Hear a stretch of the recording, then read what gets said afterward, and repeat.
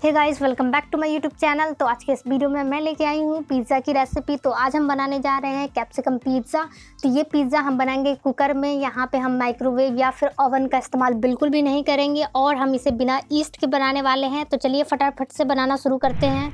तो यहाँ पर अब मैं डाल रही हूँ 2 कप मैदा, क्योंकि आज मैं बनाने जा रही हूँ मीडियम साइज़ के 2 पिज़्ज़ा। अगर आप एक पिज़्ज़ा बनाना चाहते हैं तो आप 1 कप ही मैदे का इस्तेमाल कीजिए। अब मैं इसमें डालूंगी 1 teaspoon baking powder and half teaspoon baking soda. अब मैं इसमें डालूंगी आधे चम्मच नमक। तो अब हम इस सभी को अच्छे से मिक्स कर लेंगे। गाइज़, आज का जो पिज़्ज़ा है वो हम बिना ईस्ट के बनाने जा रहे हैं, तो इसलिए हम यहाँ पे दही का इस्तेमाल करेंगे और हमें ध्यान देना है कि हमें पुरानी दही का ही इस्तेमाल करना है। अगर आपके पास पुरानी दही अवेलेबल ना हो तो आप ताज़ी दही का भी इस्तेमाल कर सकते हैं।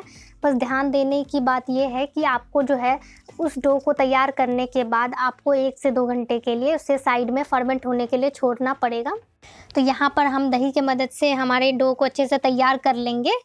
तो यहाँ पे हमें सॉफ्ट आटा लगाना है, कड़ा आटा बिल्कुल भी नहीं लगाना है।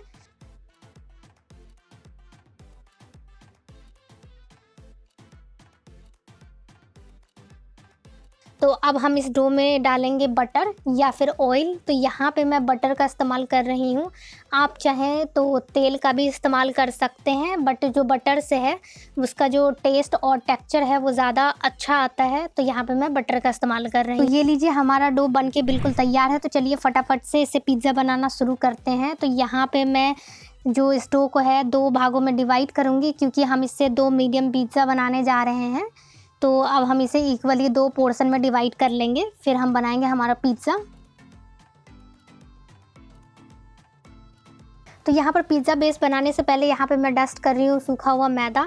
तो गाइज़, अगर आपके पास मकई का आटा अवेलेबल हो तो ज़रूर आप मकई का आटा का इस्तेमाल करें, उससे जो रिज़ल्ट ज़्यादा बेहतर आती है। मेरे पास अवेलेबल नहीं थी तो इसीलिए यहाँ पे मैं सूखे मैदा का इस्तेमाल कर रही हूँ।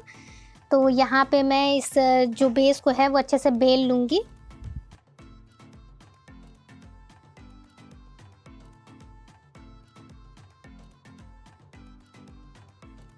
तो ये लीजिए गाइज़, हमने बेस को तैयार कर लिया है। तो अब हम फटाफट से इसको प्लेट में ट्रांसफ़र कर देंगे। तो यहाँ पे मैं घर की जो नॉर्मल प्लेट होती है वही इस्तेमाल कर रही हूँ और उसको मैंने फ़ॉइल पेपर से कवर कर लिया है, ताकि जो हमारी प्लेट है ना उसमें क्रैक ना पड़ जाए। तो यहाँ पे मैंने फ़ॉइल पेपर से कवर करने के बाद उसे बटर पेपर से ग्रीस कर लिया है। तो अब मैं पिज़्ज़ा का जो बेस है उसको मैं प्लेट पे सेट कर रही हूँ।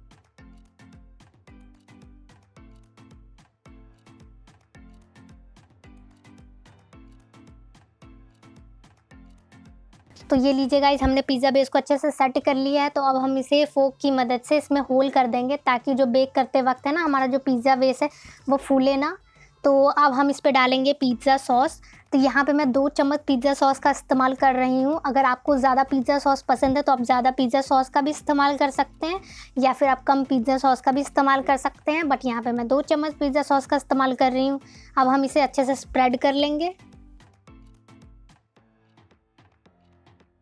तो गाइज़, अब हम इसके ऊपर डालेंगे चीज़ स्लाइस। तो यहाँ पे मैं चीज़ स्लाइस को छोटे-छोटे पीस में तोड़ के यहाँ पे मैं डाल रही हूँ।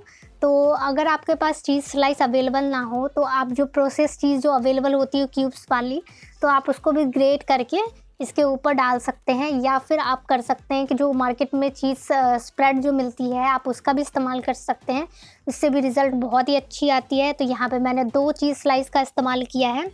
आप अपने अकॉर्डिंग कम ज़्यादा कर सकते हैं। तो अब हम इसके ऊपर डालेंगे मोज़रेला चीज़। तो यहाँ पे मोज़रेला चीज़ को मैंने अच्छे से ग्रेट कर लिया है, फिर मैं इसको इसके ऊपर से डाल रही हूँ। तो यहाँ पे आप अपने अकॉर्डिंग चीज़ का इस्तेमाल कर सकते हैं। मुझे चीज़ ज़्यादा पसंद है तो यहाँ मैं ज़्यादा चीज़ का इस्तेमाल कर रही हूँ। अगर आपको कम चीज़ पसंद है तो आप कम चीज़ का भी इस्तेमाल कर सकते हैं, या फिर आप इसकी क्वांटिटी को आप बढ़ा घटा सकते हैं अपने अकॉर्डिंग। तो यहाँ पे मैंने मोज़रेला चीज़ का इस्तेमाल किया है। तो अब मैं इसके ऊपर डाल रही हूँ कैप्सिकम। तो आप अपने अकॉर्डिंग वेजिस का इस्तेमाल कर सकते हैं। यहाँ पे मैं सिर्फ कैप्सिकम का इस्तेमाल कर रही हूँ। तो आज मैं सिर्फ कैप्सिकम पिज़्ज़ा बना रही हूँ, इसलिए यहाँ पे मैंने खूब सारे कैप्सिकम का इस्तेमाल किया है। तो अब मैं इसके ऊपर भी मोज़रेला चीज़ का इस्तेमाल कर रही हूँ।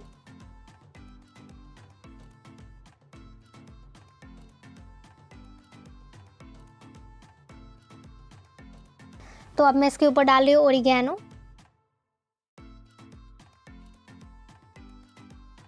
तो अब हम इसके ऊपर डालेंगे चिली फ्लेक्स। तो यहाँ पे मैं चिली फ्लेक्स को अच्छे से फैला रही हूँ पिज़्ज़ा के ऊपर। तो पिज़्ज़ा को और फ्लेवरफुल बनाने के लिए मैं इसके ऊपर डाल रही हूँ बटर। तो यहाँ पे मैंने बटर को मेल्ट कर लिया है, फिर मैं इसके ऊपर पिज़्ज़ा के ऊपर डाल रही हूँ।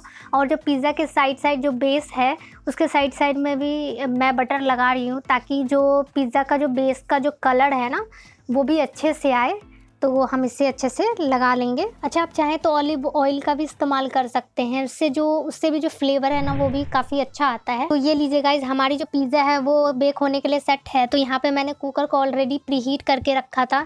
तो अब हम पिज़्ज़ा को बेक करने के लिए रख देंगे 40 से 45 मिनट के लिए मीडियम टू लो फ्लेम पे। तो हमें गैस का जो फ्लेम है ना वो हाई बिल्कुल भी नहीं रखना है, नहीं तो जो हमारे पिज़्ज़ा की जो बेस है वो जल जाएगी और वो अच्छे से कुक भी नहीं होगी।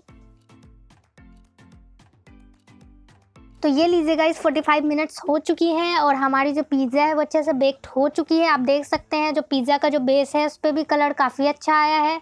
तो ये लीजिए गाइस, मैं आपको पिज़्ज़ा कट करके दिखा रही हूँ। आप देख सकते हैं जो हमारा पिज़्ज़ा का बेस है वो कितने अच्छे से बेक्ड हुआ है और जो इसका टेक्सचर है वो भी बहुत ही अच्छा आया है, जैसे हमें मार्केट में मिलती है पिज़्ज़ा बिल्कुल उसी तरीके से। तो अगर आप इसी मेथड से पिज़्ज़ा बनाते हैं तो आप 100% बिल्कुल मार्केट की तरह पिज़्ज़ा ईज़िली बना सकते हैं, वो भी बिना ईस्ट के और वो भी बिना माइक्रोवेव और अवन के। तो गाइज़, अगर आपको हमारा ये रेसिपी पसंद आए तो प्लीज़ मेरे चैनल को लाइक एंड सब्सक्राइब कीजिए और बेल आइकन दबाना ना भूलिए। मिलते हैं नेक्स्ट वीडियो के साथ, तब तक के लिए बाय बाय।